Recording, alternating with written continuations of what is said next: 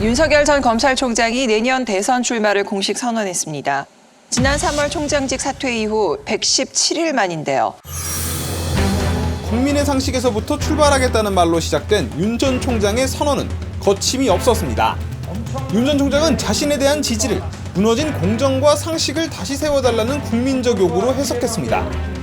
공정과 상식을 무너뜨리고 자유와 법치를 부정하는 세력이 더 이상 집권을 연장하여 국민에게 고통을 주지 않도록 정권을 교체하는 데 헌신하고 앞장서라는 선언문에선 자유를 22차례 언급했고 회견장 백드롭엔 공정과 상식으로 국민과 함께 만드는 미래라고 썼습니다. 윤 전 총장은 특히 10가지 중 9가지가 달라도 힘을 합쳐 정권을 교체해야 한다고 강조했습니다. 10가지 중 9가지 생각은 달라도 한 가지 생각, 정권 교체로 나라를 정상화시키고 여기에 동의하는 모든 국민과 세력은 힘을 합쳐야 합니다. 이른바 반문 진영의 중심에 서서 정권 교체를 주도하겠다는 의지를 밝힌 겁니다. 그동안에 굉장히 많은 출마 선언들을 들었고 저는 또 텍스트를 굉장히 열심히 보는 편인데요. 굉장히 정치 철학적인 선언서였다. 이렇게 생각을 합니다. 뭐 이제 세게 워딩을 썼다 이런 표현도 쓰셨는데 그런 부분들이 있긴 합니다만은 자유민주주의라고 하는 그 하나로 정치가 어떻게 가야 하는 것인지 민주주의를 복원해야 되는 것이고 이 정부가 자유민주주의로부터 얼마나 멀어졌는지를 얘기할 뿐만 아니라 경제도 결국은 자유민주주의 틀에서 혁신이 가능하고 외교도 자유민주주의라고 하는 것으로 외교를 풀었죠. 존엄한 삶에 필요한 경제적 기초와 교육의 기회가 없다면 자유는 공허한 것입니다. 국제사회는 인권과 법치, 자유민주주의 가치를 공유하는 국가들 사이에서만 핵심 첨단 기술과 산업시설을 공유하는 체제로 급변하고 있습니다. 외교안보와 경제, 국내 문제와 국제 문제가 분리될 수 없는 하나가 되었습니다. 그것이 저는 굉장히 스무스하게 잘 풀려나가는 그런 연설이었다. 그래서 저희가 글 쓰는 입장에서는 이 앞뒤가 참 숨이 일관하다 이런 생각을 했었지요. 저는 기자회견 하는 것도 이제 보고 내가 놓친 게 있나 싶어서 선언문을 몇 번을 한 3번을 줄을 쳐가면서 정독을 했는데 이 선언문이 5자이더라고요. A4 용지로 딱 5자인데 이 5장의 요약을 하면 첫물에 딱 나와요. 딱 13자예요. 도대체가 나라가 이래도 되는 거냐? 딱 요 말이에요. 도대체 나라가 이래도 되는 거냐? 요게 이 5장 내용의 전부라. 그러니까 정권 교체해야 된다. 요건 딱 떨어지는데 그냥 야권에서 늘 하는 소리 딱 집대성해서 표현을 좀 화려하게 해놨지만은 핵심을 못 찌른 거지. 정권 교체를 해야 되는데 그러면 윤석열이가 정권 교체를 왜 하필 윤석열이만 해야 되느냐? 윤석열이 당신이 대통령이 되면 그러면 문재인하고 뭐가 다를 거냐? 요 점에 대해서 구체적으로 못 짚었지 않느냐? 그건 좀 내가 보기엔 좀 아쉽다. 국민들에게 지금 이야기하는 거고 첫 번째 나와서 이야기를 하는데 아니죠. 어저께는 정치 참여 선언은 선언이기 때문에 어저께 그걸 했어야 된다는 얘기죠. 처음에 지금 윤 총장이 가장 먼저 해결하고 나가야 될 부분은 내가 검찰총장을 하다가 나와서 바로 정치를 할 수밖에 없었던 거에 대해서 일단 국민들에게는 설명을 해야 된다고 생각합니다. 그리고 지금 국민들이 가지고 있는 건 뭐냐면 야권이 뭔가 좀 똘똘 뭉쳐서 이번엔 좀 세상을 바꿔보자 이런 거였는데 그 열망이 저한테 집중이 됐기 때문에 제가 이 길을 나가겠습니다라는 일종의 경문을 낸 것이었고요. 도대체 나라가 이래도 되는 거냐고 하셨습니다. 국가를 지키고 국민을 지킨 우리를 왜 국가는 내팽개치는 거냐고. 이 정권은 도대체 어떤 민주주의를 바라는 것입니까? 도저히 이들을 그대로 두고 볼 수 없습니다. 앞으로 이제 구체적으로 제가 어떻게 바꾸고 제가 왜 적임자인가라는 부분은 앞으로 좀 이야기를 좀 하셔야 될 것 같아요. 근데 어제 그 부분이 나왔으면은 논점이 흐려질 수도 있었다고 생각해요. 사실 저는 그렇게 생각합니다. 앞으로 무엇을 할 것이냐라고 하는 것은 이제 얘기할 기회가 너무나 많이 있을 것이다. 다만 내가 생각하는 대한민국은 과연 어떤 대한민국이어야 하는가. 그리고 지금 현재 문재인 정부는 뭐가 문제이냐. 이걸 얘기함으로써 이제 시작하는 길이다 이렇게 생각을 하게 되고요.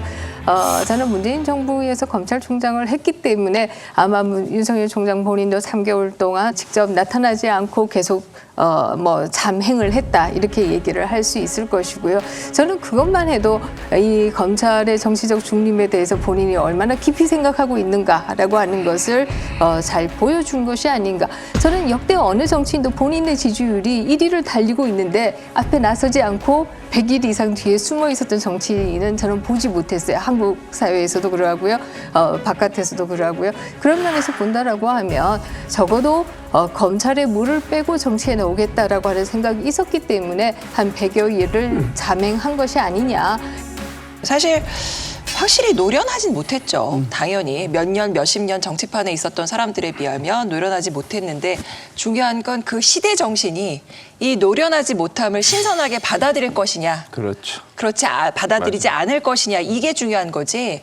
잘했다 못했다의 판단은 아닌 것 같습니다. 지금 사실 이제 이준석 대표가 된 것도 소위 영선 대표가 되었고요. 지금 주요 주자라고 얘기할 수 있는 윤석열 전 총장이나 이재명 지사 모두 여의도 경험이 한 분도 안 계세요. 이것은 한국 정치의 유권자들이 지금 원하는 것이 오히려 여의도 경험을 하지 않은 사람들이 좀 들어와서 새로운 것을 좀 해봐라. 이런 시대 정신이 있기 때문에 그야말로 정치 경험도 혹은 여의도 경험도 없는 분들을 지금 지지율을 높게 올리고 여기도 있는 거 경험 아니냐. 있어도 괜찮은 사람 있어요. 뭐 자꾸 근데 제가 똑같은 그 검찰에 있다 나와서 바로 뭐 정치판에 들어왔지 않습니까? 저도 그 당시에 무슨 이야기를 했냐면 사기 카르텔을 때려잡겠다라고 이야기를 하고 들어왔습니다. 그러니까 어떤 다른 이야기 고민이 많은데 궁극적으로 국민들 앞에서 정치인으로 첫 데뷔를 하면서 할 수 있는 말 제가 아무리 고민해봐도 그거밖에 없었어요. 똑같은 고민을 했을 거라고 봅니다. 그리고 그 뒤에 이제 계속 자기의 그런 생각과 세상을 어떻게 바꿔 나가겠다는 계획들은 그 뒤에 계속 내놔야 됩니다. 지금 말씀하신 것처럼 이제 올라왔으니까 똑같이 전원 정치 이런 모습 보이면 생각보다 더 빨리 식을 수 있어요. 그건 정말 조심해야 됩니다.